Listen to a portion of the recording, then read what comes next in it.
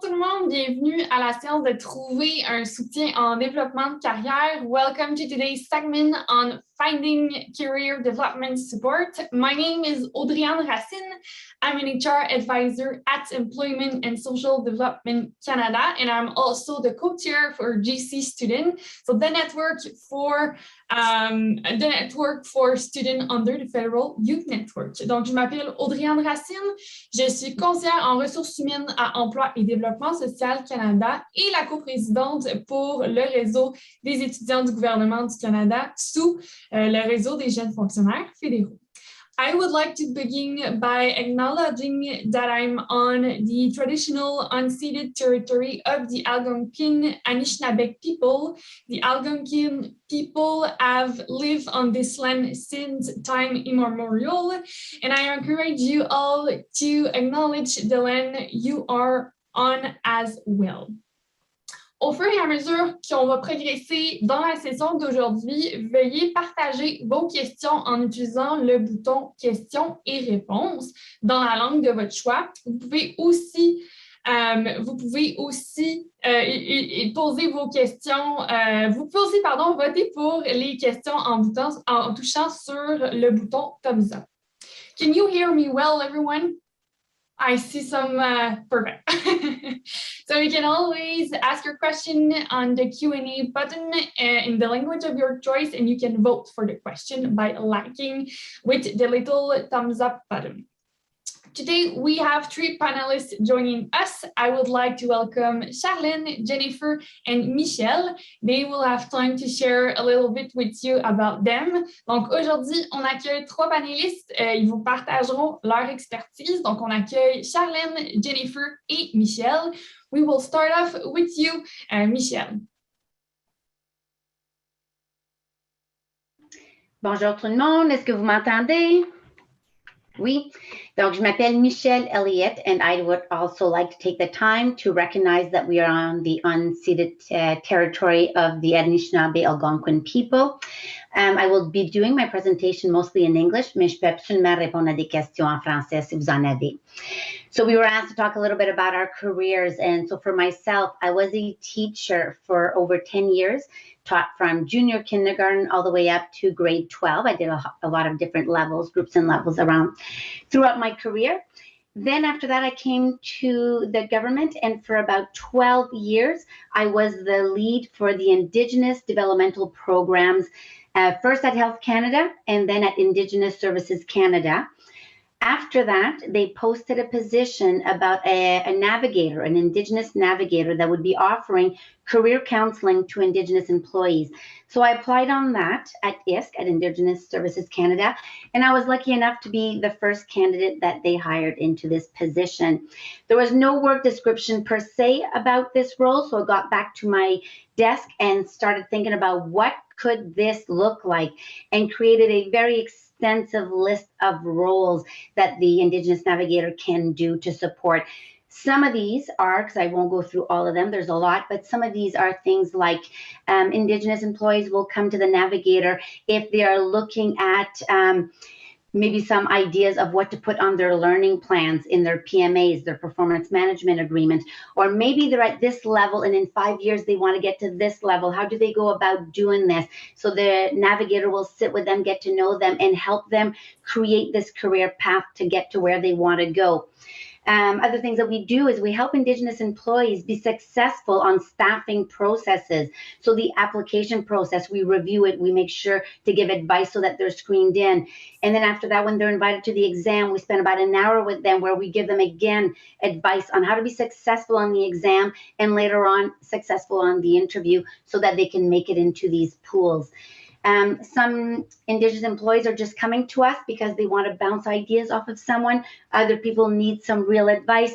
Some people just need to know, they might be new employees in the government, and the government is a huge machine and it can seem very overwhelming. And all of the acronyms that we use everywhere, if you're new, you have no idea what everybody's talking about. Well, the navigator is there to explain, to talk to you about the programs that exist, the services that exist, the training that exists, all to support you in your career.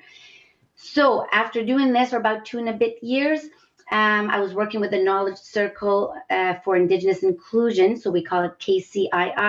I was helping them with a project, and I said to them, I would love it if you would bring me on board so I could develop and implement this program, the Indigenous Career Navigators Program, so that we can implement this in all departments across the federal government so that all Indigenous employees can benefit from this service. They agreed, they brought me on in June, and the program has just launched. So in the very, very near future, every department will have a navigator, an Indigenous navigator, so that Indigenous employees and Indigenous people outside of government can contact in order to help with their careers. So look for it. It is coming in your area. And if you want more information on the program, you can reach out directly to me, Michelle Elliott, or you can reach to the generic email box of the Knowledge Circle for Indigenous Inclusion, KCII. I'll be able to answer questions a little bit later. Merci beaucoup, Michelle. Votre côté, Charlène, parlez-nous un petit peu plus de vous. Good morning, everybody. I just want to also acknowledge that I am located on the traditional territories of the Coast Salish, including Musqueam, Semiahmoo, and Tsleil-Waututh. I'm actually working from White Rock, BC. My office is located in Calgary, and I currently work for the Canada Energy Regulators as one of 2 labor relations technical advisors. I would have to say, in terms of historically, my career, I've been in the public service for a long time, over 30 years. I started off doing research with the Immigration Refugee Board, and before I forget, moi aussi je parle français. Si vous avez des questions, vous pouvez les poser dans la langue de votre choix. As I was saying, I was working at the Immigration Refugee Board doing refugee research, which I really loved. It wasn't necessarily my background coming into the public service.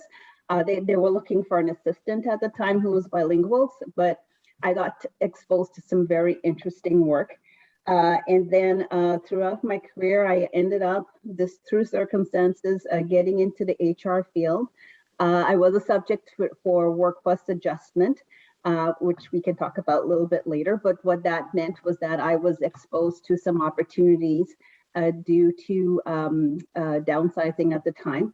And I ended up in the HR field, which was really amazing. I got a developmental opportunity and I headed back to Ottawa and spent a couple of years there, and then ended back in the region. I've worked in staffing, I've worked in HR programs, classification, and I'm currently working in labor relations, as I mentioned earlier.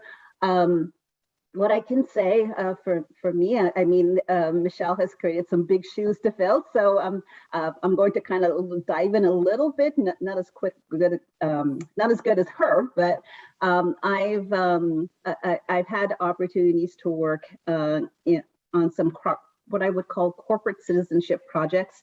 I was previously the chair of the Interdepartmental Staffing Committee out here in BC, as well as the Labor Relations Council. And we can get into more about what really corporate citizenship activities really mean. But what I would like to just share with everybody is that it's definitely an area where people can look towards doing some, if they're looking for exposure to experiences. As well, currently, I am also the one of 2 co-chairs for the Federal Black Employees Caucus out in BC, which is keeping me extremely busy, along with my new role with the Canada Energy Regulator. So I'll stop right there. And like I said, je peux répondre à des questions en français si en français ou bien en anglais, of course. Enjoy the session. Thank you. Merci beaucoup, Charlène. Jen, la dernière et non la moindre, comment ça va aujourd'hui? Parle-nous un peu plus de toi.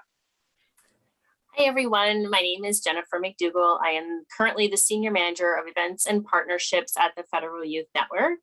And I am joining you from Atlantic, Canada, where I have spent all of my career, which is the traditional and unceded territory of the Mi'kmaq people. I started my career in a place I didn't like, and that prompted me to try to figure out how I can help others find their dream job within the public service. So I've been in the public service for 14 years, and I've kind of made it my personal mission to help others figure out where they fit in what Michelle actually called the huge machine of government. And she's right that it is very overwhelming and it's very intimidating. And unless you have a guide to help you through, you may just kind of start and stop in the same place. And I think that everyone has something unique and wonderful to contribute to the public service, but they don't always know how and where to contribute that.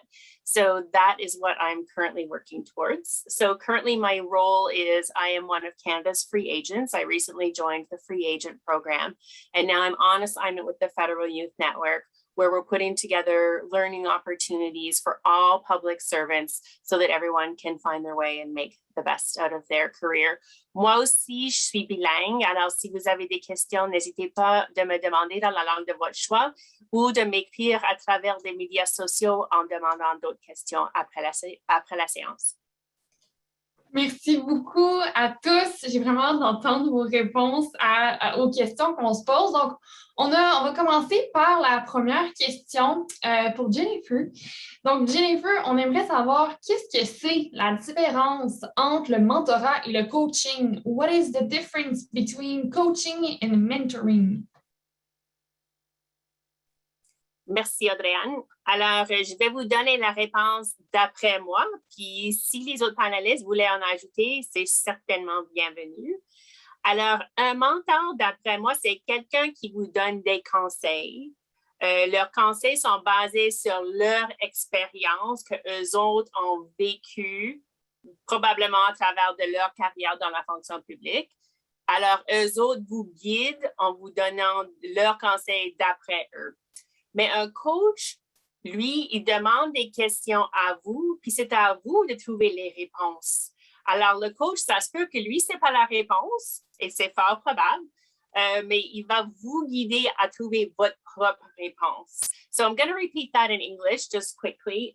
So in my opinion, a mentor has a lived experience in what it is that you're looking for advice in. So typically, it's someone whose career you admire, someone who's worked in a similar field, and they give you advice based on what they've lived, what their lived experience is, and they can kind of guide you, and they give you advice. They kind of know what's right, what's wrong, what works, what doesn't.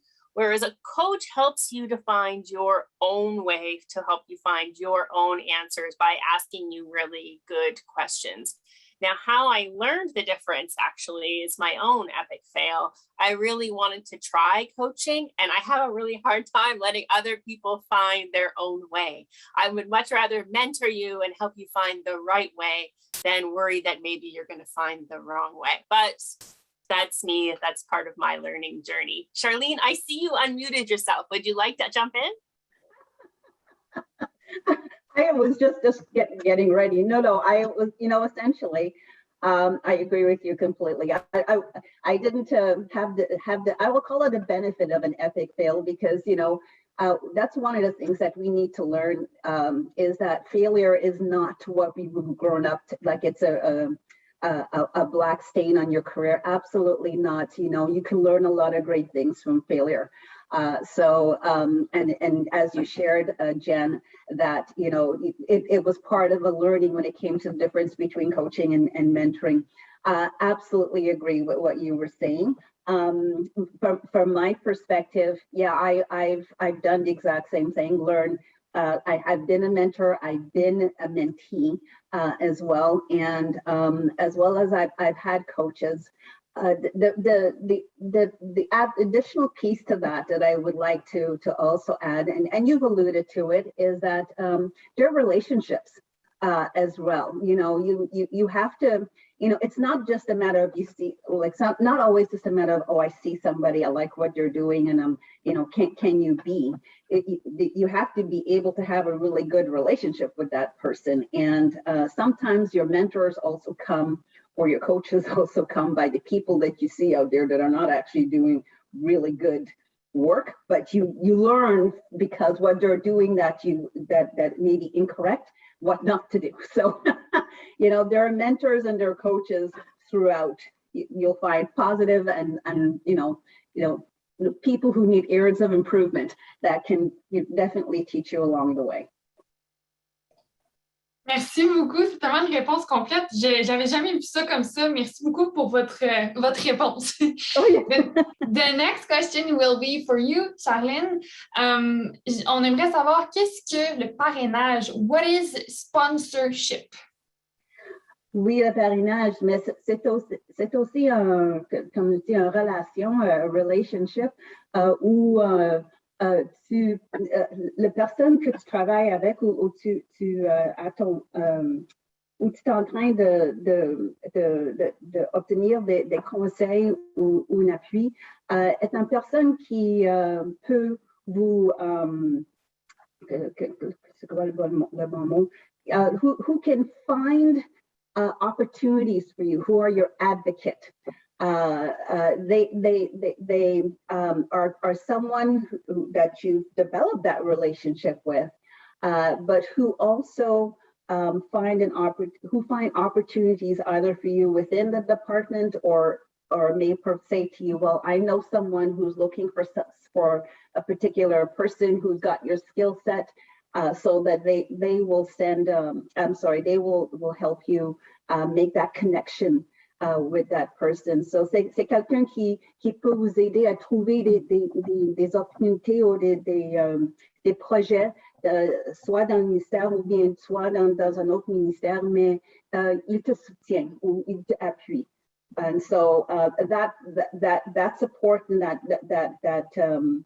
that support or that hand that they help you with can expose you to additional skill sets that your mentor or your coach have been suggesting that you may perhaps want to develop if you want to get to a different level or to the next level.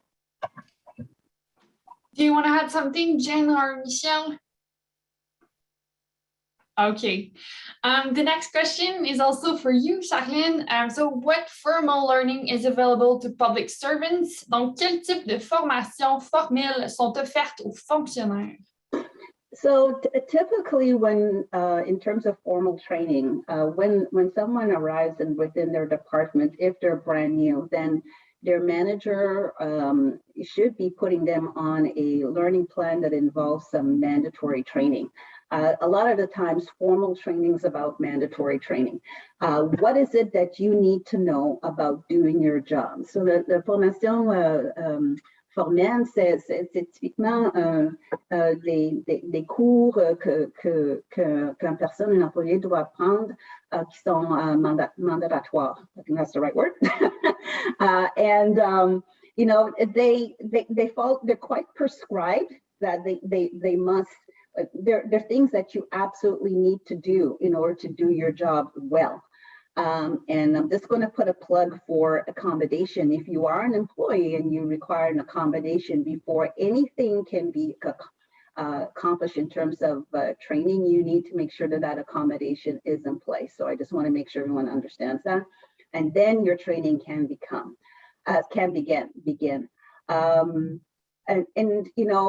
In terms of formal training, apart from what you need to do your job, it is also formal training in an informal context where you can participate in activities where you can get additional enhanced training that can be formal training for future positions. So for instance, if you're referred to work on a project, and in that particular project you're interested, they need someone to do finance or procurement, which is the working with contracts and so on. If you're working on a corporate citizenship project, then what you can do is actually learn how to do finance or procurement in what I would call a safe environment. Alors, vous êtes exposé à des compétences qui pourraient vous servir bien dans le futur, soit dans les finances ou bien soit en dotation ou de ressources humaines. Mais si vous êtes intéressé à développer ces compétences, travailler ou participer dans les activités de corporat vous donnerait ces compétences que vous pouvez développer dans un environnement sécuritaire. Merci, Charlène. Je voulais ajouter, moi, je suis en train de faire une formation sur les codes de la fonction publique sur la dotation dans le service au gouvernement du Canada, en fait. Puis j'ai tellement trouvé ça intéressant. Je pense que ça devrait être une formation que tout le monde fait. On apprend tellement sur les différents principes de la dotation. So I'm currently doing a training on the Canada School of Public Service about staffing in the public service, and I think that everyone should do this training because it's so helpful. So I will share with you the link, but thank you so much, Charlène. Michelle, Jen, do you want to add something about the formal learning? I can add a little bit actually about formal learning because I did put the chat, and I know you guys can't like and laugh, but mandatory training is usually not very sexy. Like when we're talking about finance training, procurement, writing a statement of work, like that stuff is, if it's not your thing, it is kind of meh. But it really helps you to understand how the other pieces of the machine work. And so although writing a statement of work, for example, and procurement aren't something that I do, but sometimes I hear people talk about it in the meetings that I'm in, and I understand what they're talking about, and I understand why it's important. So no opportunity for learning is ever lost. Maybe it's not your cup of tea. Maybe the job you're in, you don't even like it, and you don't want to do this when you grow up, and that's okay. But it's important to learn all you can because it will help you to understand the really big picture. And when you're sitting at a table where that's discussed, it's good that you have an understanding of where that fits in the overall scheme of things. So just take it for that. There's always going to be some learning that you'll have to take, and maybe you like it and maybe you won't, but it's important to have those basics to be able to understand how to do your job, but also how to understand how other people are doing their job. Tellement vrai. Merci beaucoup, Jen. Your turn, Michel. Donc, we would like to know quel soutien officiel en matière de carrière est offert aux fonctionnaires autochtones. Donc, what formal career support is available to Indigenous public servants? Donc, comme mentionné tantôt, le programme qui vient d'être lancé, le programme de navigateur de carrière autochtone, est quelque chose qui est vraiment là en place pour aider les employés autochtones. So, the Indigenous Career Navigators program, which is just being implemented now, is really a very useful support system for Indigenous employees. One of the things that the navigators do, as we were talking a while ago about what's a mentor and what's a coach, well, a navigator fits somewhere in there a little bit. We do a little bit of things that the mentor does, like we share our knowledge, we share our experience, and we help you find solutions. We also do a little bit like a coach where we would provide advice. We ask you a lot of questions in order to get to know you better. And so with the coach. So it's more, sometimes it can be structured like a coach would give you advice. But on top of all of that, the navigator does more. We welcome new employees, new Indigenous employees, and we kind of, provide this onboarding where a while ago when I was saying you enter the government, it's a scary place. Now you've got a friend. You've got somebody there to explain things, to support you, to walk you through it. On top of that, we help you with your career progression. So as you want to get into these pools, you can come see the navigators. They will make sure that you get there. If you are just looking for an opportunity, it could be at level, it could be in another department, it could just be something, a new challenge that you're looking for. As you meet with the navigators, they are there to help you with that.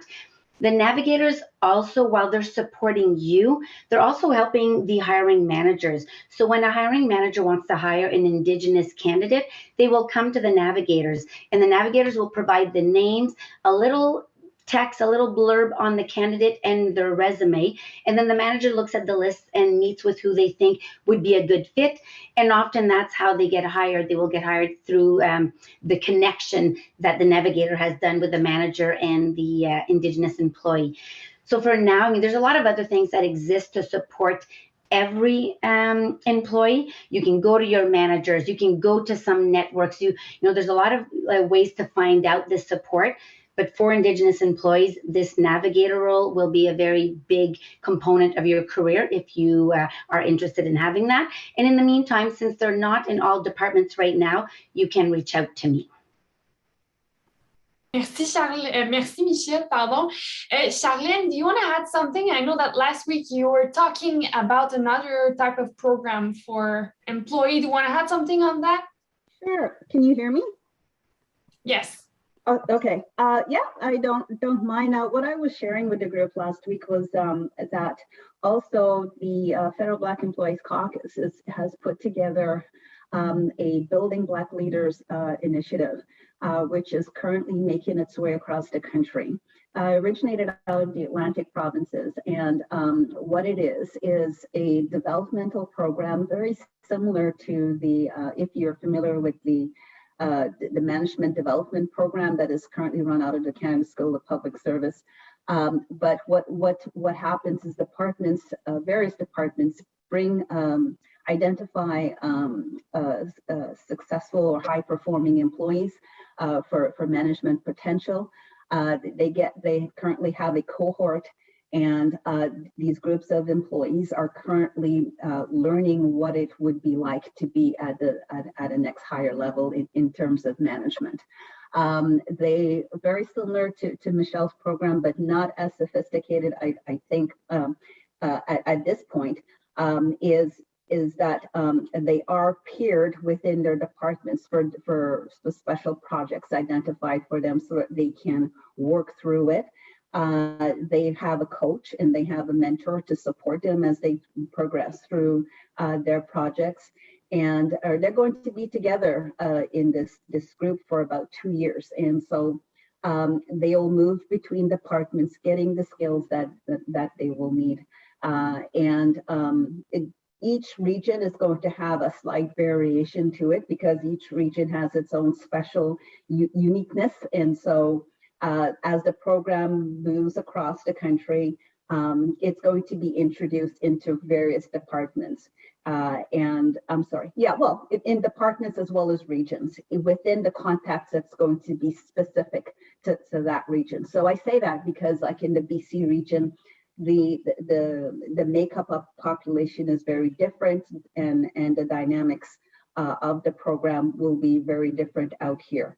But it's still coming across, and we're looking forward to have those programs in place. And if you are currently with a department that doesn't have something similar, you may want to reach out to your manager or your learning programs and find out when or how you can get involved in that program. Merci beaucoup, Charlène. Michelle?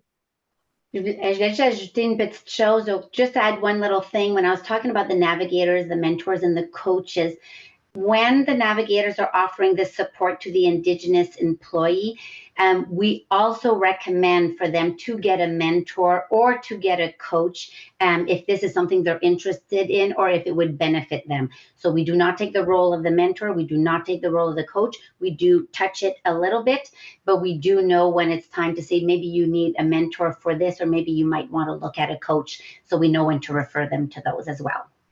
C'est tout. Merci beaucoup. Jen, the next question is for you. Quel type de formation informelle sont offerts aux fonctionnaires? So what informal learning is available to public servants? I could do a whole afternoon on just this question, so it's scaring me to even start. And I see the questions in the Q&A that some of them are leading us down this path as well. I'm just going to do a quick share of my screen because I do have something that I think might help. So can you see that, Adrienne? Yeah. Okay, so this is actually from the Canada School of Public Service. The course is called Orientation to the Public Service. The code is G340.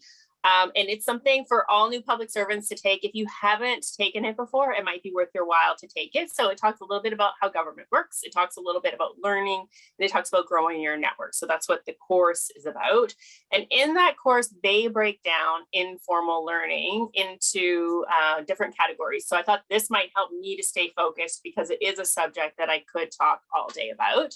So there is the on-the-job learning. So like Charlene mentioned, mandatory required learning that you need to do your job. So Adrienne said she's taking staffing. So all of that real core learning.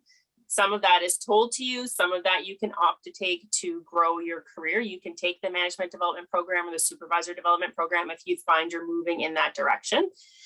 So there's courses. You can take courses at the Canada School of Public Service from them, but there's also courses that you can take from private providers.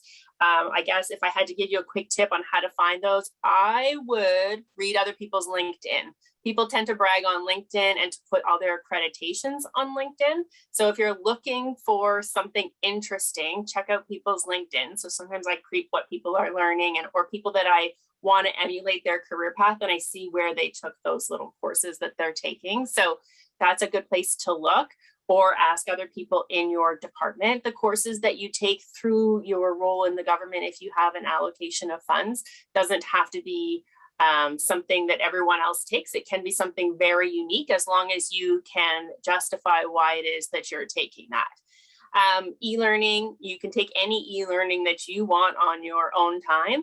You can ask your manager just to give you time during the day to do your e-learning as well, if it's something that they support. So again, it depends on if it's for the role you're doing now or just something that you're interested in.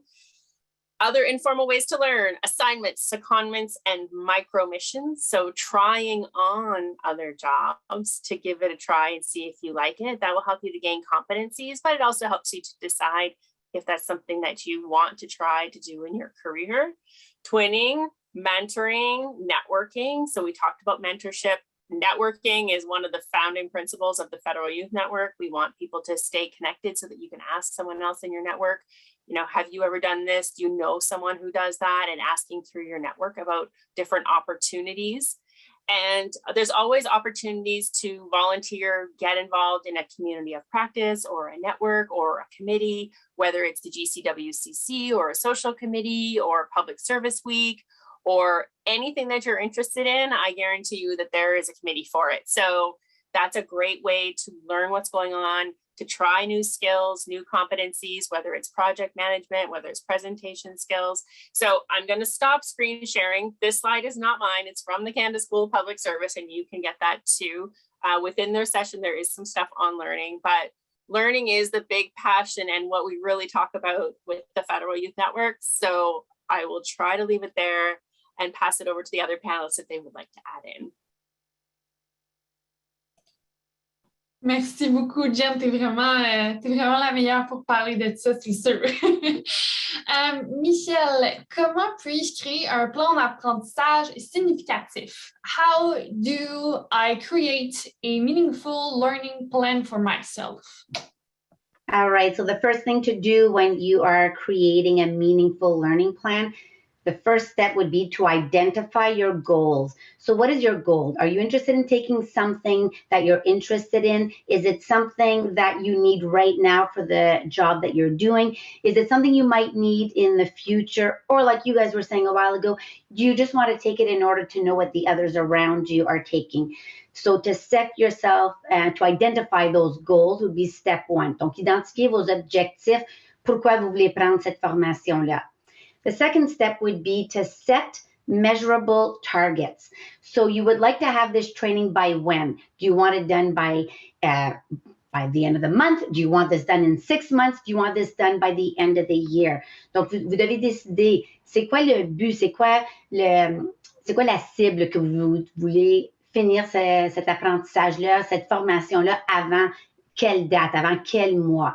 So setting those measurable targets, very important to make sure that if you don't set them, often what happens is the year goes by, you haven't taken it. The next year you put it back into your learning plan, the year goes by, you haven't taken it. So you really need to set those targets. After that, you look in different areas for this training. So where can I find this training? You can find it at the Canada School of Public Service. Maybe your own organization is offering something that might be useful to you. It might be something that's informal, like happening at one of the Indigenous lodges, that they're offering something that could be beneficial to you. And you can look outside of the government as well. So there's all kinds of areas where you can go and find this training. After that, I would say you need to do regular check-ins. So your regular check-ins is with your plan. Donc, allez vérifier souvent votre plan. Est-ce que vous êtes en train de rencontrer ces objectifs-là que tu t'avais donnés? Are you really meeting these targets? Or are you getting close to that target? If yes, it might be time to move to action. So making sure that you do those check-ins so that everything will be completed that year or in those amount of months that you planned out to do. And then the last thing would be to possibly seek assistance. Again, what I was saying a while ago, it is sometimes complicated to see these are all the training that I want to take, and how do I go about taking all of these? Well, you can't always take them all in that same year. So which one do I take first? How do I prioritize? Sometimes those are difficult questions. So what you can do is ask your manager. They can sit down during your performance management agreement discussions. They can go over it with you. They can maybe clarify things and help you make these decisions. You might have a mentor that might be able to help you with this. Coaching can also help you. And yet again, going back to my program, of course, the Indigenous navigators, this is one of the roles that they also do. So there are people around you that are there to help you, that they can guide you to make sure that your learning plan is meaningful. Est-ce qu'il y a quelqu'un d'autre qui voulait ajouter quelque chose? Réponse complète. Merci beaucoup, Michel. La prochaine question, ça va vraiment être une question pour vous trois. Donc, à tour de rôle, je vais vous inviter à répondre à la question. Where can I find out more information on learning opportunities? Où puis-je trouver plus d'informations sur les opportunités d'apprentissage? Est-ce qu'il y en a une d'entre vous qui voulait commencer, qui voulait partager en premier? Je peux commencer un petit peu. Peut-être que les autres personnes auraient beaucoup plus d'informations à ajouter. So I'll start, but the others are probably going to jump in with maybe even better answers. But where do you go and find this? There's a lot of places. So there are different networks that exist in all areas. All of these networks, they definitely have information that would be useful to you, that they can suggest to you where to find this training. Aside from the networks, we have all of the HR. If you contact your HR advisors and in learning, I'm sure they have lists of things that you can take. Within our own organization, so of course the department has mandatory training that we have to take, but also breaking it down to your smaller groups, either your unit or your directorate or however your group is broken down. I know for myself, when I was working at Indigenous Services Canada, within our directorate, we had training. So every year they would send us this list of training, the mandatory stuff that we had to take, and then these optional as ideas. So maybe in your department, maybe you guys have that too, where there's a list that comes out and then you can look through it and see if anything catches your eye or if anything suits you for what you would want to do. And then it goes back to the answer I just gave, the question before, going to get those help with the people, the mentor, the coaches, the managers, the navigators. They're all people that can definitely help you find this learning. But I'm sure there's other answers out there too. If I may step in for a sec, absolutely, Michelle, those are great resources. Also, it's interesting, and it's a really good idea to also maintain that relationship with your current manager as well. Talk to them about your learning plan. It's really important that your career plan or your learning plan is relevant to the work that you're doing. That you understand the big picture and where you actually fit, and just to make sure that you're doing your best in that role. So regular meetings or dialogues with your manager is really important. As well as Michelle had mentioned, there's not only the formal, informal, but I mentioned earlier about corporate citizen work, really the committees, volunteering for projects that come up. Again, you may have mandatory training and a mandatory role, but if you're interested in another area, these are opportunities where you can develop those skills that you may see that you need to improve or to strengthen and or be exposed to, because sometimes you can see someone who's doing, either if you like the public speaking, then to take on a particular topic and run with it. A lot of times these committee work will allow you to do that. as well as it's just by talking to people. As well as Jen had mentioned earlier, there are lots of opportunities for exposure to people that are doing things that are very innovative. And if you want to learn from them, sometimes it's as easy as just saying, would you be available for like 5, 10 minutes, 15 minutes? I'll buy you a coffee, or, I'll do the MS Teams now. I can't go over coffee, depending on where you are. And just pick their brain. People, are very humbled and can be very generous with the information and their experience if you just take the time and to sit with them and have that conversation. You will learn a lot as well as you can be exposed to resources, as we've put in the chat, as well as simple things like TED Talks, simple things like participating in a workshop online at Apolitical or whatever. There are very many different resources out there that it can be an avalanche. And so you, like Michelle said, tailor your search to what it is that you're looking for, because it's really nice to have learning, and we're just talking nice to have stuff. It's nice to participate in it, but you also have to remember you are there to do a particular job. And so your manager is going to be looking at you to make sure that you're actually doing that job. So be mindful of your time and organize your learning plan strategically, like Michelle said. Thank you. Jen, do you want to add something on where can I find out more information on learning opportunities? Yeah, absolutely. But first, I want to echo what Charlene said. The mandatory training is all that you're entitled to. So if you want the gravy of all the fancy learning, you need to do a good job of doing your job. You need to be a good time manager. You need to make sure that you're performing at the standard at which your manager expects, and then you can approach them for some learning opportunities. So just because your neighbor is getting great learning doesn't mean you're going to get great learning. You need to be able to do your work and find time for the learning as well. From all the great ideas that I've heard, because there are so many different ways to find learning, because there are so many unique ways to get learning across the GC. What I would say is that the Federal Youth Network, we try to share on our social media all the learning opportunities that we think are relevant for new/young public servants. So really it's for everyone. So we try to share things that aren't just ours. So you mentioned Apolitical. We share the things of theirs that we think are relevant. We share our partners' events. When events come up, we promote and share what's happening that people might be interested in. So that's one way. If you want to just follow us on social media and let us do the heavy lifting, that's one way that you can figure out what kind of learning might interest you. And like Charlene said, just have coffee with people whose careers seem interesting, people that you've met in meetings, people that you've seen present, or people that you find online who seem really interesting. Most people are happy to spend half an hour having a coffee with you. And now it's free because it's virtual. So you don't even have to buy them the coffee. You should take advantage before the pandemic ends. So there you go. That's the benefit of the pandemic today. You don't have to buy other people coffee. You can get advice for free. That's all I have to add. Yes, merci beaucoup, Jen.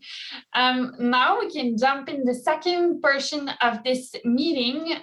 So you can always ask your question in the Q&A function and you can vote for the question that you like. Donc, on va vraiment passer à la section des questions à réponse que vous avez posées dans la question et réponse, dans l'option question et réponse. Voilà, je me répète.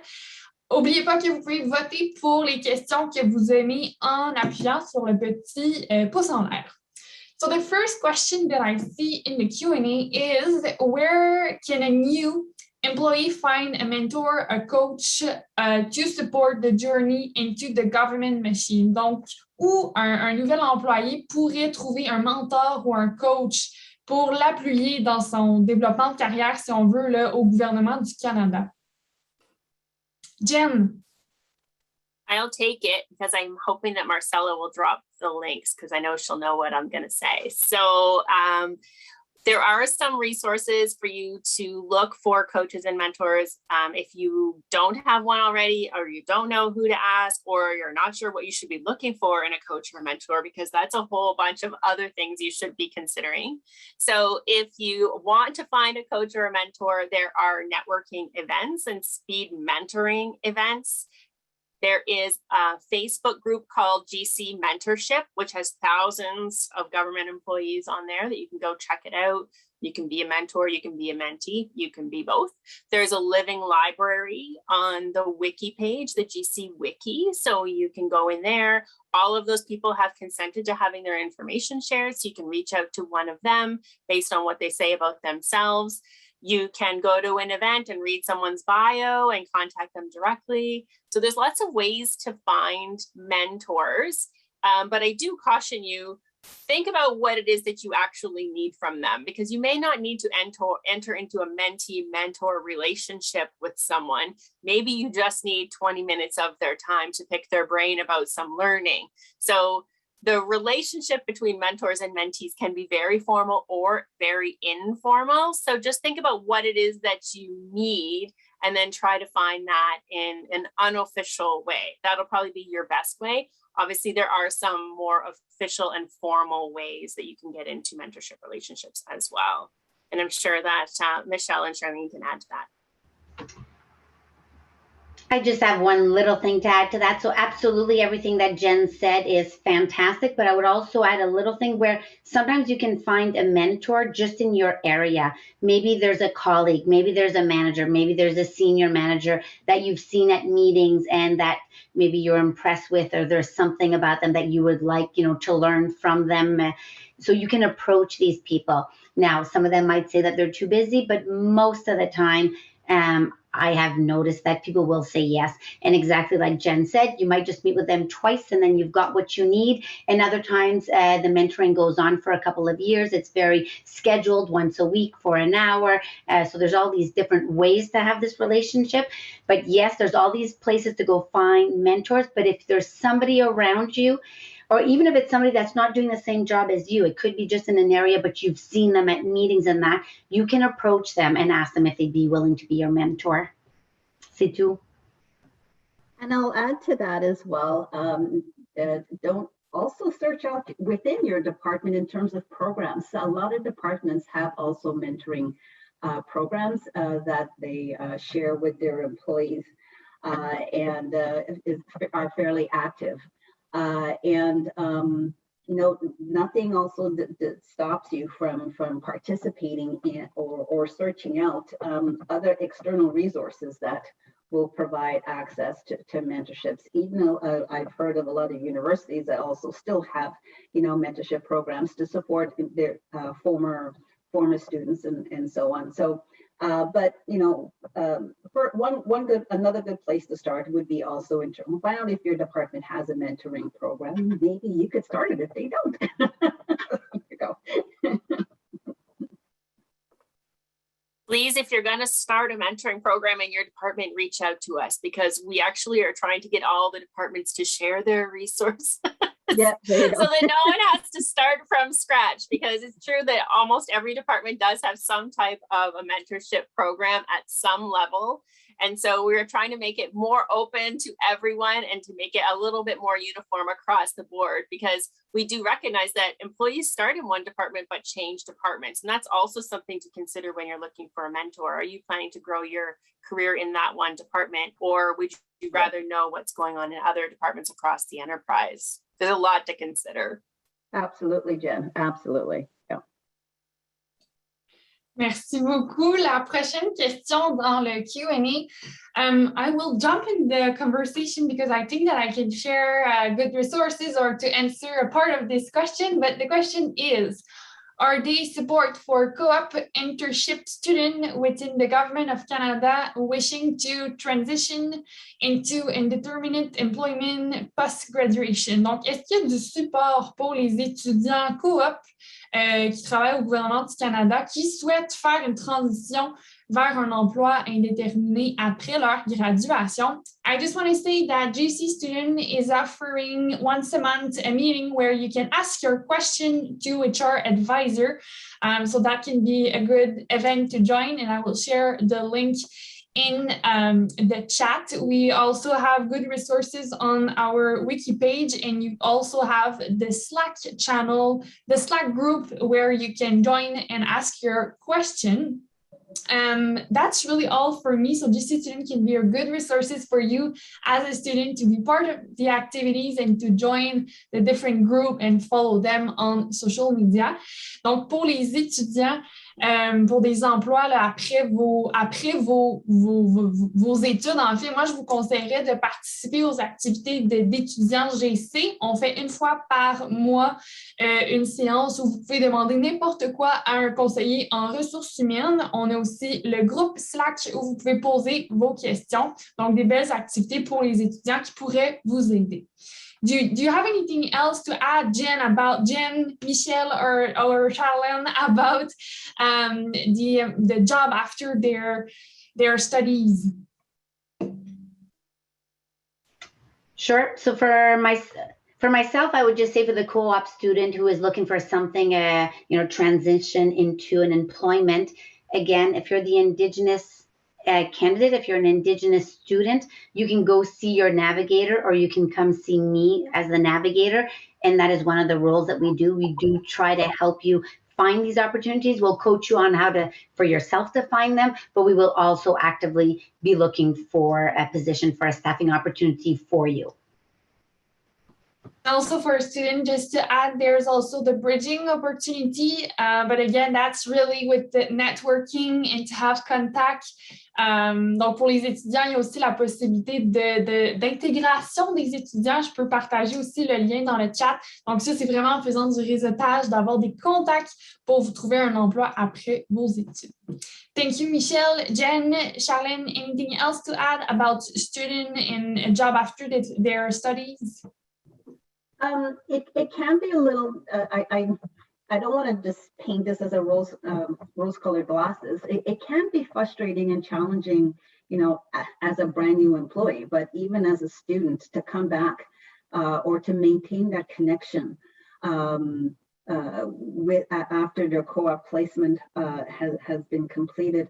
And all I can really say is, is just to make sure that they develop that relationship with that manager that they were working with, or whatever the networks that they were able to connect in with that department, and keep that connection, because that is what's going to help at least help with the transition, and then help afterwards if they were successful enough to get back on board. I mean, the benefit of a co-op placement is that you can always come back, but then when you're gone, how do you get back in? And don't forget, whether you are or someone who's a student, we still have things like the student bridging program, which can be for like a temporary contract or a long-term permanent placement. Those are opportunities that are available to any student that has had some federal experience working through one of either working through the federal student program, or have worked at some point with the public service, and those can be suggested to students that are current or former. But the best person that I would say, there's actually two: your manager is very resourceful and helpful, as well as if you are. A lot of departments took the initiative to build on some really strong, effective student programs. So get connected into that as well. And then I'll add the third one. I just thought about it as we were talking: the Federal Youth Network, an awesome organization to connect in, and they support students. They're there for students, as well as new and as Jen said, new and younger public servants are coming in. So yeah, there's a lot of resources. It can be overwhelming. I'm going to be straight up with you. However, once you maintain those connections, you'll be surprised how one conversation that leads to another can lead to an opportunity. So I just want to share that. Merci beaucoup. I really like what Jen wrote in the comments. Every day is an interview. C'est si vrai. Chaque jour est une entrevue. Faut toujours montrer le meilleur de soi-même. Merci, Jen, d'avoir partagé ça dans les commentaires. I think that we will have time for one or two questions. I hope two questions. So the next question is, how can we find networking opportunities? It seems with COVID, there's no much going on to meet colleagues and expand our network. Do you have any tips, or Jen? I'm like, I want this one.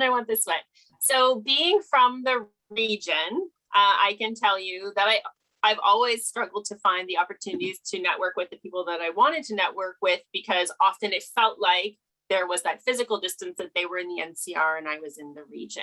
I find that now that most of us are working virtually, it has leveled the playing field. It hasn't necessarily made the playing field better, but it has leveled it.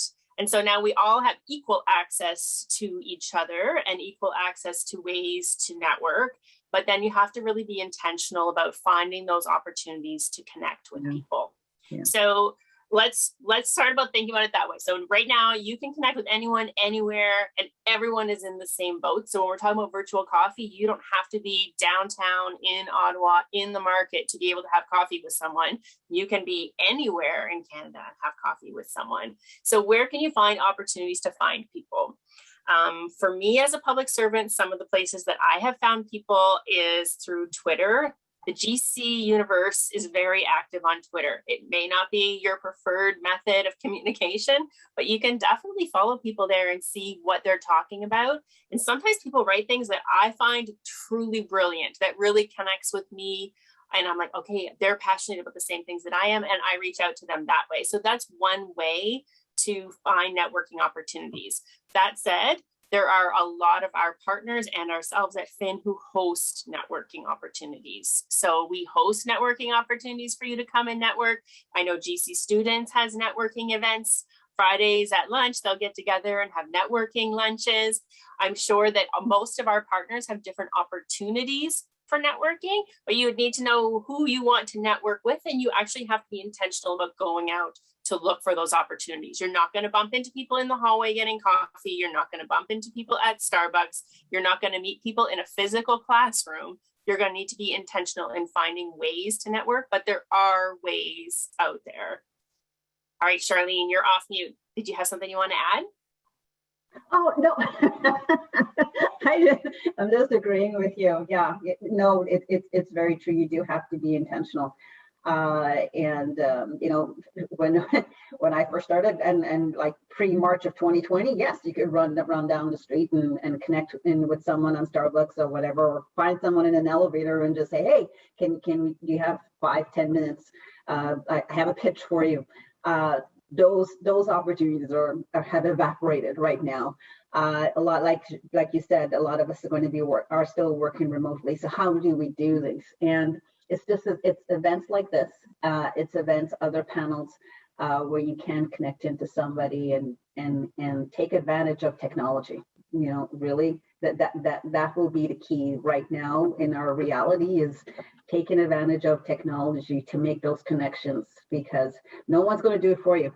So you need to if you're nervous, you know, look at that and understand what that is, and then figure out a way what's best for you to connect in with people. All the extroverts out there don't have an issue. But for those who may be, a lot of people who work in the public service are introverts. So, but you have to do that self-reflection and understand what it is that will get you to connect in with people if you struggle with that, and then go out and you know, meet up with that person that you would like to learn from. Merci beaucoup, Jen, Michelle et Charlene, pour votre temps d'aujourd'hui. Thank you very much also to Marcella and Josh for managing the session in the background. Thank you for joining us today. Be sure to sign up for the next event. Je vous remercie d'être venu aujourd'hui. Assurez-vous de vous inscrire au prochain événement et passez une belle après-midi.